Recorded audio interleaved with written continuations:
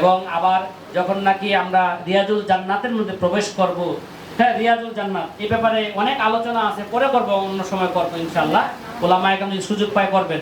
তা আমরা রিয়াজুল জান্নাতে যখন নামাজ পড়বো তখনও নবীজিকে আমরা সুন্দরভাবে কি দিতে পারবো, নামাজও হবে, সালামও দিতে পারবো।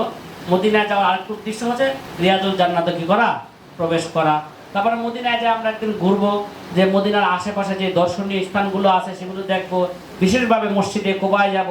মসজিদে কুবার ব্যাপারে হাদিসের মধ্যে এসেছে যে ব্যক্তি নাকি পবিত্র অবস্থায় বা মসজিদের কুবায় যায় 2 রাকাত নামাজ পড়বে, আল্লাহ তাআলা তাকে একটা উমরা হজের সওয়াব দান করবে।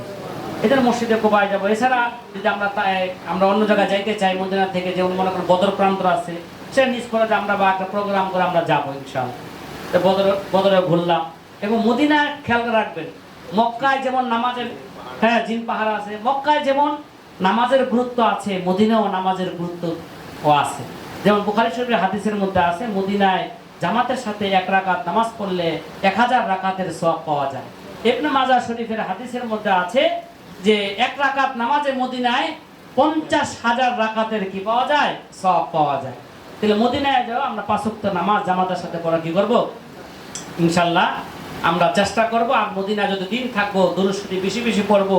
এবং ধ্যান খেয়াল থাকবে সবচেয়ে আমার সবুজ গম্বুজ, যে সবুজ গম্বুজের পাশে আল্লাহর নিচে আল্লাহর নবী শুয়ে আছেন,